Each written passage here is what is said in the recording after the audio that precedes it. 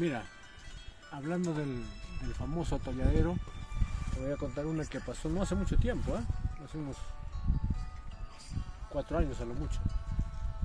¿Ya?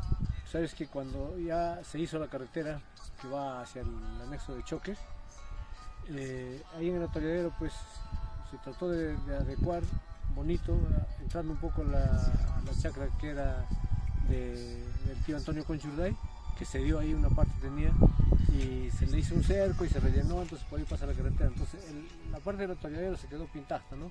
Sabes que en el atolladero hay un manantial, ¿no? Entonces el alcalde que estuvo en esos años, al ver que había ahí una fuente de agua, dijo: acá vamos a hacer una pileta, vamos a hacer un parquecito con su pileta natural, con su pileta propia, y lo que sirve pues de descanso a los que vengan de choque o a los que vayan, o simplemente el que quiera sentarse ahí a contemplar el paisaje, pues, ¿no? Entonces agarró una máquina que estaba yendo a trabajar hacia la parte del puente de Sihuan, que tenía que pasar necesariamente por ahí, y le dijo: ¿sabes qué, compadre?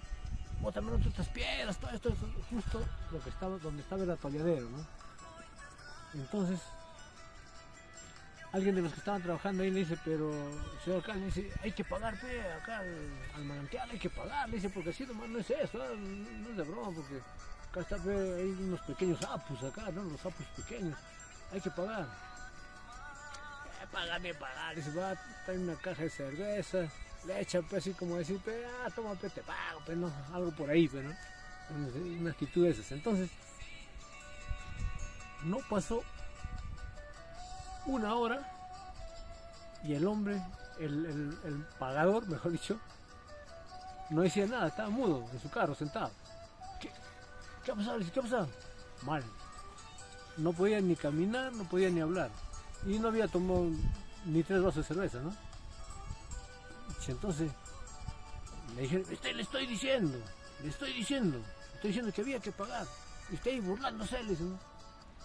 Así que tuvieron que limpiarlo con toda clase, con jatín, con chilca, molle, toda clase de hierbas juntaron. Alguien dijo: ya tengo en mi casa llamahuiro, fueron a traer llamahuiro, que es el cebo de la llama, ¿no? Fueron a traer su llamahuira, coca.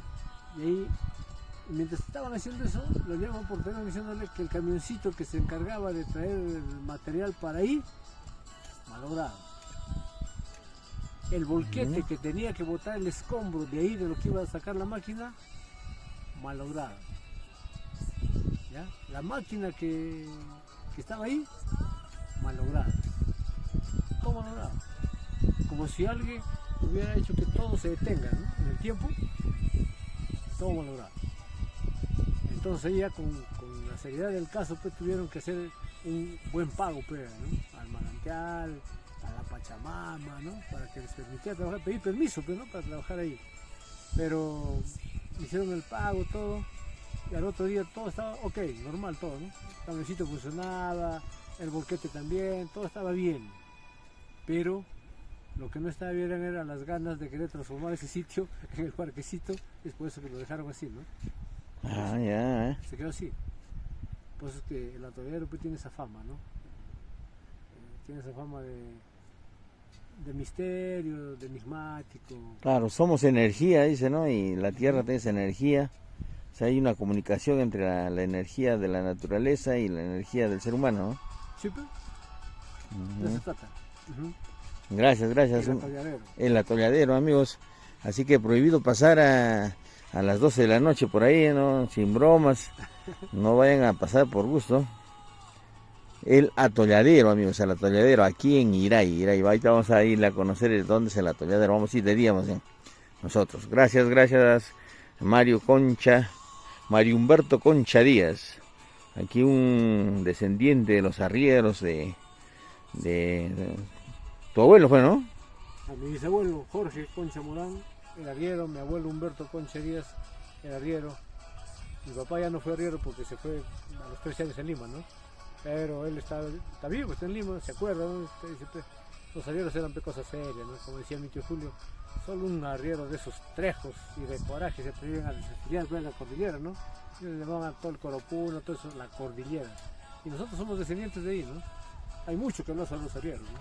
Y yo personalmente me siento orgulloso de ser un descendiente de un arriero, así como en Estados Unidos se sienten orgullosos de ser descendientes de los cowboys, ¿no? O sea, de los vaqueros que decíamos, ¿no? De los que arriaban su ganado, criaban, ¿no? Pues, del antiguo oeste. ¿Y será cierto que se cuenta por ahí que los arrieros guardaban sus tesoros, o su dinero, su oro, su plata en vasijitas de barro y los escondían por los caminos que transitaban? Por eso dicen los tapados, ¿no? No necesariamente, lo que ocurría era que ellos, bueno, los arrieros, los que transitaban, tenían pues sus alforjas, ¿no? Entonces, en algunas ciudades que iban, les pagaban en monedas de plata 9 décimos, que era prácticamente pura plata, ¿no? Entonces, algunos tenían oro, ¿ah? Entonces traían eso, entonces por decir, se moría una mula en el camino y no podían estar cargando eso, pero lo que hacían era enterrar eso, ¿no? Para que al otro viaje recojan, porque tenían que traer, como decían, una sémila de carga, ¿no? Pero ocurría que a veces ya no regresaban a recoger, se quedaba ahí, ¿no? Entonces esa es una parte de la explicación de los tapados. Otra es que en los domicilios sí tenían guardado su fortuna, podría llamar, en vasijas, ¿no? Pero ¿qué ocurría? Cuando se enteraban de que los montoneros, que eran yo presumo que eran los españoles que venían a ocupar los sitios en donde ellos vivían, donde vivían los descendientes de arrieros, entonces por temor a que les quiten su plata, iban para los caminos, un sitio más o menos que sea apropiado donde se puedan recordar, pero no, lo escondían por ahí, ¿no? Lo escondían ahí, lo enterraban, bien enterrado, entonces se iban a su casa y ocurría lo mismo que la vez anterior, de repente, ¿no?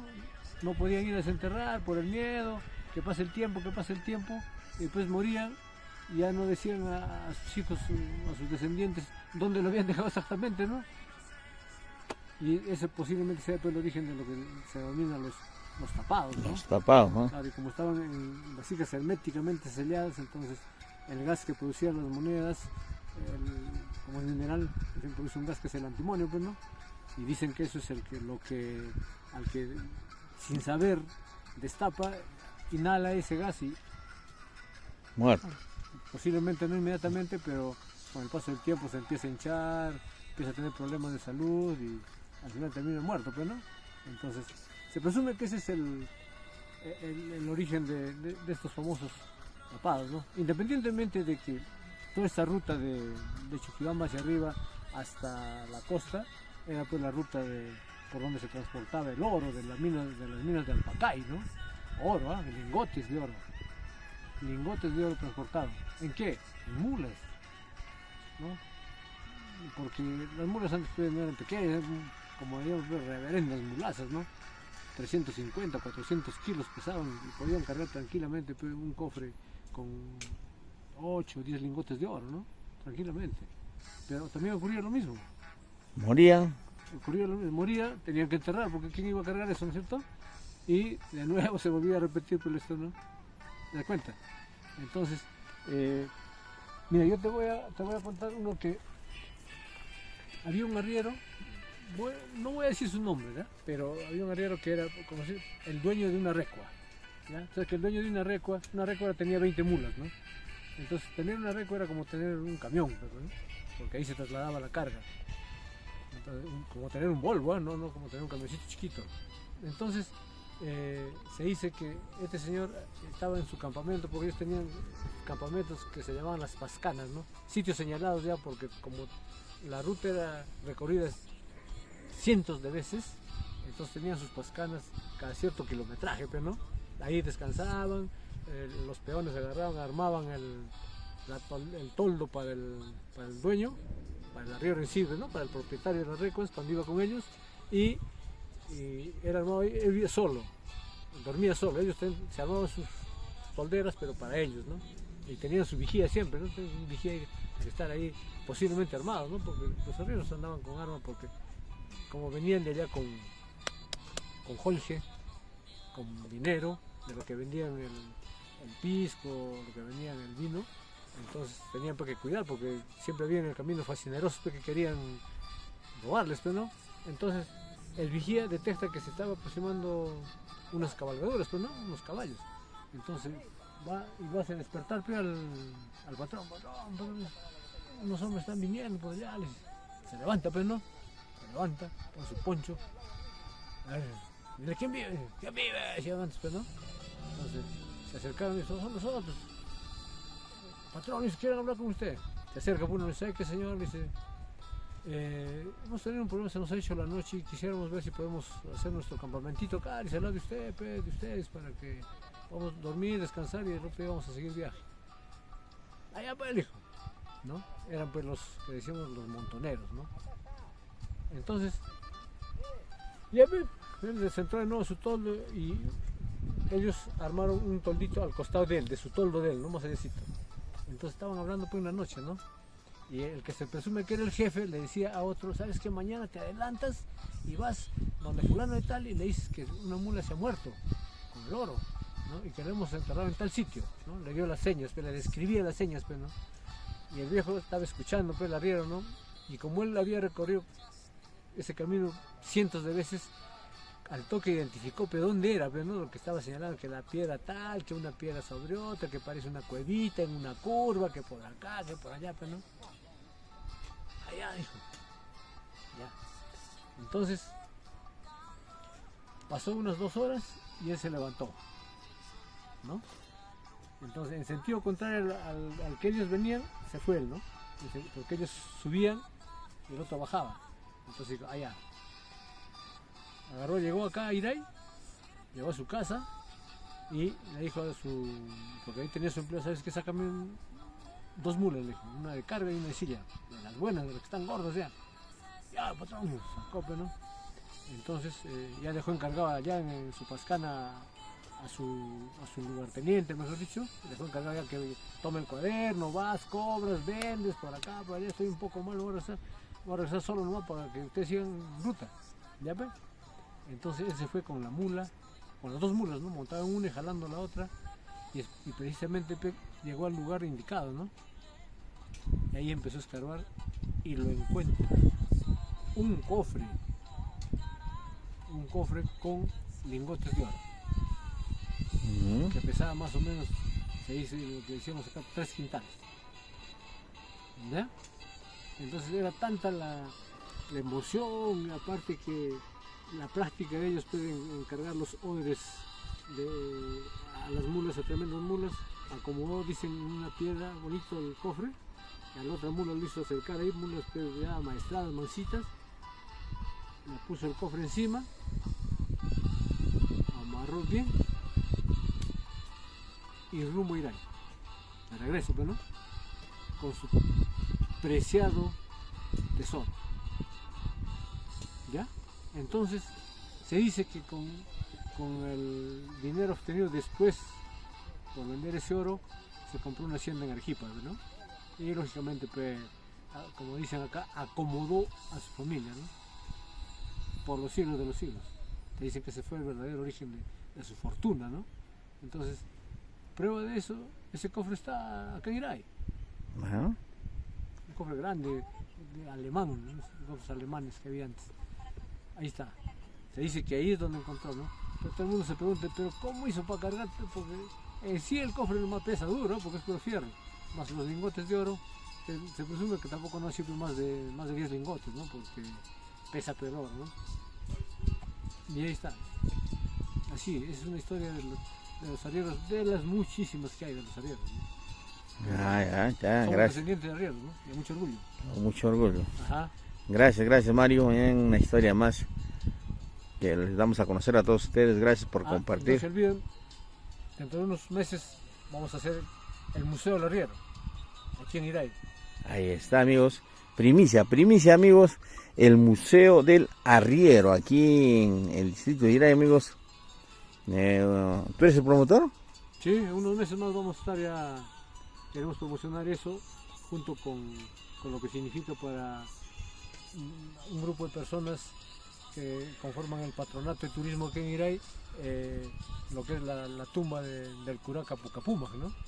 Ya se ha escuchado hablar algunas cosas sobre ellos. Estamos en pleno proceso de seguir investigando para tener más datos ya un poco más fehacientes sobre cómo es que se realizó el sacrificio del Curaca Pucapuma en las faldas del Apucupara al frente de Tuana, ¿no? Gracias por hacernos primicia. Miren, amigos, somos este medio de comunicación, creo, los primeros que está difundiendo estas noticias, que se va a realizar este museo y también se va a dar valor histórico a la tumba del Curaca Pucapuma. Gracias, amigos, vamos a estar atentos para seguirles transmitiendo, ¿no?, sobre estos acontecimientos en pos de un turismo ecológico, un turismo responsable para poder realizar aquí en el distrito de Iray. Gracias, Mario, gracias. Gracias a ti, los esperamos, amigos, aquí en Iray, para que disfruten de este excelente clima, de verdad, se van a quedar maravillados y lo mejor de todo, no van a quererse ir de Iray.